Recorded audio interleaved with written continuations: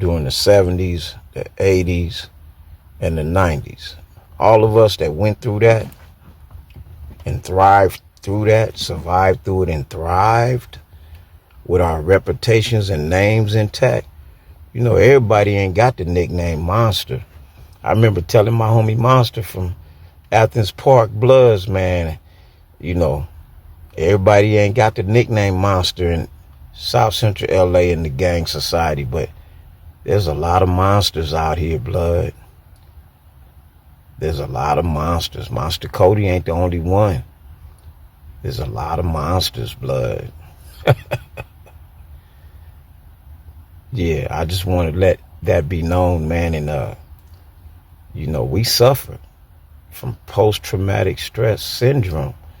You know, we suffer similar to the Vietnam vets, only without the bombs and the grenades. You know, that's why I ask for prayer, because I understand that somebody from my era and right up under my era, we could be triggered. We could be triggered, homie. We ain't the ones to even walk up to and let us know that you got a problem with us, homie. That's something you don't even want to do. That's a major slip.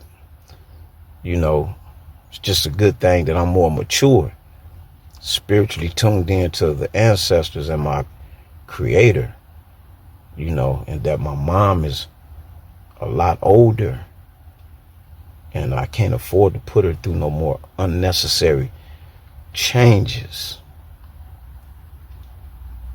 Feel me? That's how much I honor and respect my parent, my mother.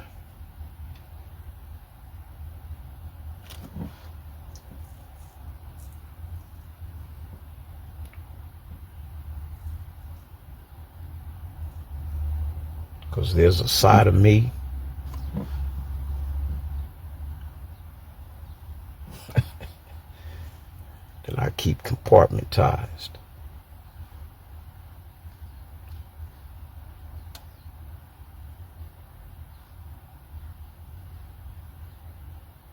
That's why I seek my creator and my ancestors to keep my spirit man calm, my mind right. My mom called me the other day, and she says that sometimes she still be concerned about me, you know. She's 87. I said, Mom, stop worrying about me. I'm all right.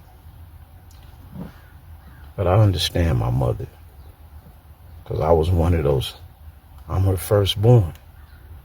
I'm the one that she done seen in a standoff with the pigs back in the day.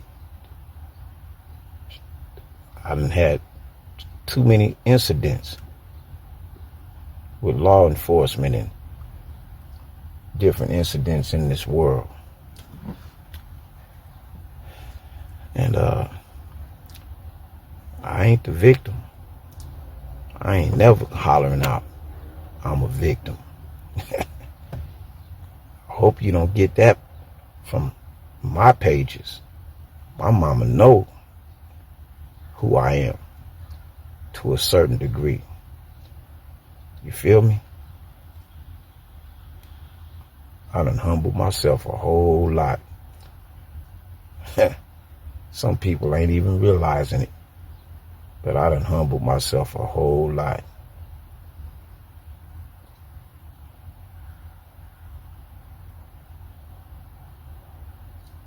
I've been in the presence and around some real monsters from different sets, and they respected me.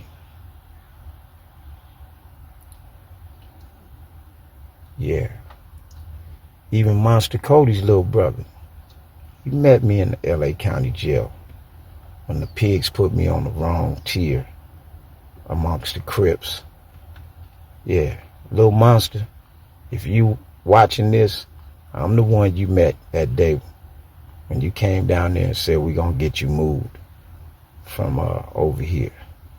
I'm the one. Yeah, I'm that one that checked that schoolyard crib that was wolfing on an older crib from Venice Shoreline that was in my cell. And the schoolyard crib said, nigga, I got a life sentence. I'll come in there and kill you. And I said, man, I regret I ever spoke to you concerning this. But I jumped down. I took my 2 fists and beat the metal bunk. Told him to come on in here because our cell was open. Come on in here. I'm going to take your life sentence. All the Crips on that tier was listening. They knew whoever I was with that business. At the end of the day,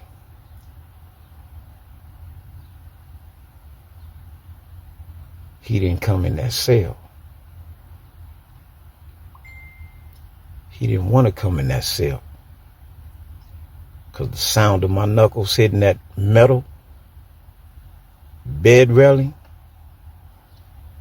sent a clear message so strong throughout that tier that when the Crips tried to move on me, they waited till I was asleep.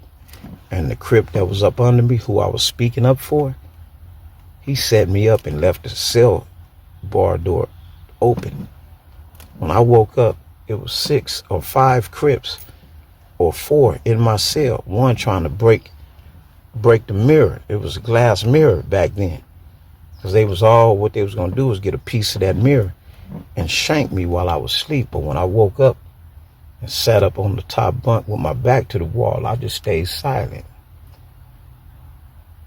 I didn't try to say nothing to provoke them. All I did was pay attention to every one of them and was watching my moves and ready to defend myself. But by the grace of the Most High, when they realized that I was awake, all 4 or 5 of them Crips eased up out of my cell. You know why?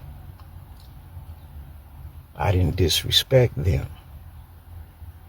I didn't say, blood, what y'all doing in here? I didn't try to get violent. I just was watching my back from the top bunk, silent, but ready for the violence. At the end of the day, the Most High gave me that pass. And all 4 or 5 of them Crips backed up out of that cell. But Lil Monster was the one that came down there that same night and told me, we're going to get you moved off of this tier. So apparently, they respected what he said to a certain degree. But they still wanted to get at me. You know. That's why I'm a vicious ass motherfucker on any enemy if you get stupid, because I don't play games. Not with my life. I respect the real. Fuck the fraudulent. I don't talk to be heard. And by all means, when I'm locked up doing time, I'm observative and silent, but I'm the enforcer. I'm going to ride and handle my business when it's time to enforce some shit. You don't want to come around me in no prison and you got some real smut on your name.